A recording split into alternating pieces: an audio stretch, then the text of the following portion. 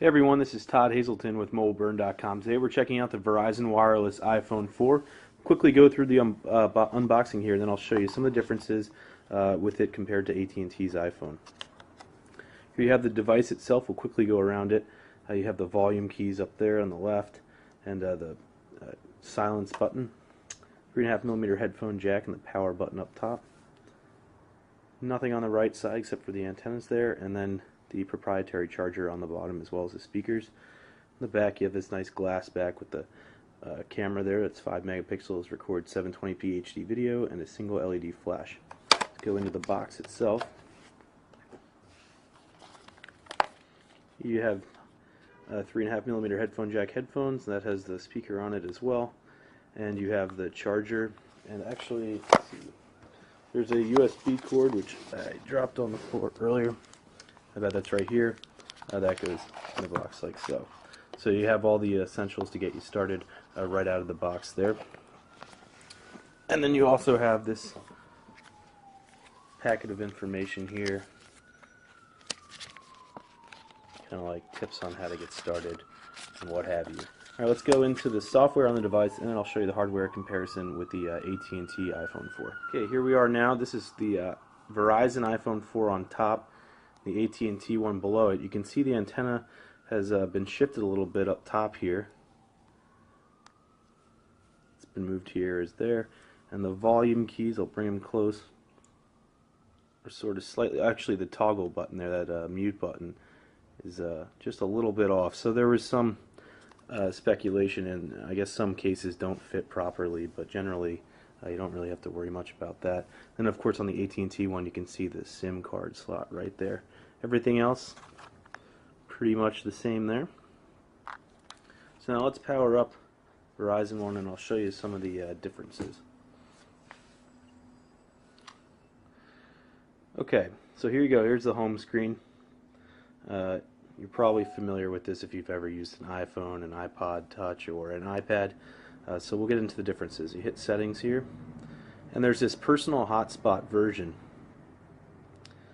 So you can turn this on, so you can use either Bluetooth or Wi-Fi and USB, and that Wi-Fi enables you to add up to 3 different devices. Here it's got the default password there that was set by Verizon or Apple, I'm not sure. And then so that'll allow you to actually boot up any other Wi-Fi enabled device and share the 3G connection on the iPhone. I'll quickly show you the web browser.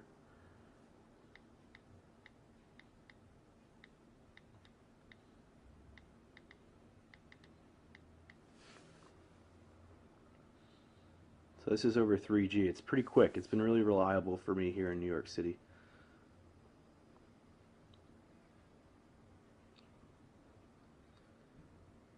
And there you have the full page pretty much loaded. You can start scrolling. You get a little loading like that. Generally very nice. Switches quickly. And not a whole lot of new features here. And now Apple has issued iOS 4.3 to the AT&T version. I believe this still runs 4.2.6. I'm not positive, but I'm pretty sure that's what this one runs. Let's check.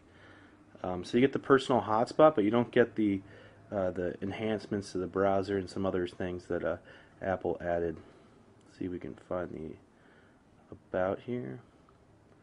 So yeah, 4.2.6 is the version this one's running here. Okay, now let's show you a speed test so you can get an idea of what the speeds are like here in New York City.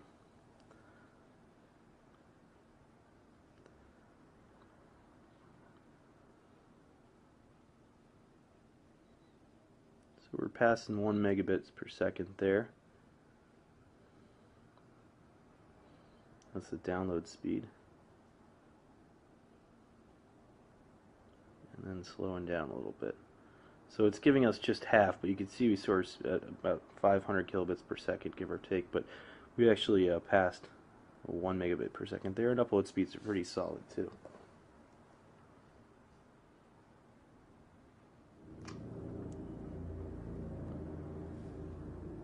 Okay, here we are with the AT&T one, and we'll start that test as well.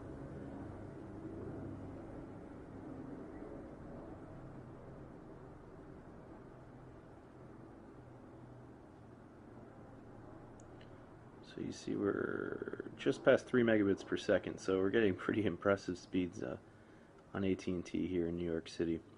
And I'll have to say though that I do get the drop calls that people talk about and stuff like that too. So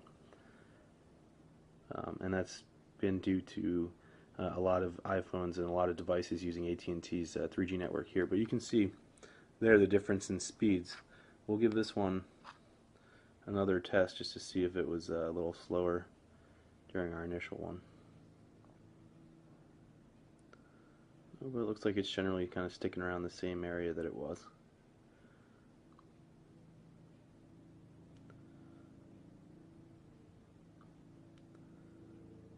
Okay, so we got a little faster, 1.22 megabits per second there that time around, but still under half of what I was getting on AT&T. And generally that's been the truth here in New York City. See if I can show you other things here. We'll quickly, this has Game Center that was part of iOS 4.2, allows you to play games against each other, the App Store as you'd expect it. I'll quickly show you the camera. Maybe we'll take a picture. You can autofocus by tapping the screen there. I really like the photos that this takes. It's really quick, and you also get a really decent 720p video. So we'll do that real quick too. Just kind of filming around here.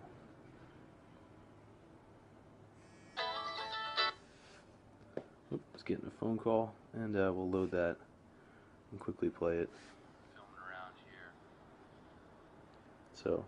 Been really impressed with the video on this. You can also kind of move it around the frames, and if you have, I believe it's iMovie for iPhone, you can edit some of the video, but you'll have to pay for that. So overall, this is a beautiful device. I love the glass screen. It's Gorilla Glass. It doesn't scratch easily, although I would keep a bumper on it just because of dropping damages. This is also a glass back, so you want to keep it safe, but beautiful device overall, and I've really loved and enjoyed using this. So that's a quick look here at the Verizon iPhone 4. This is Todd Hazelton with MobileBurn.com.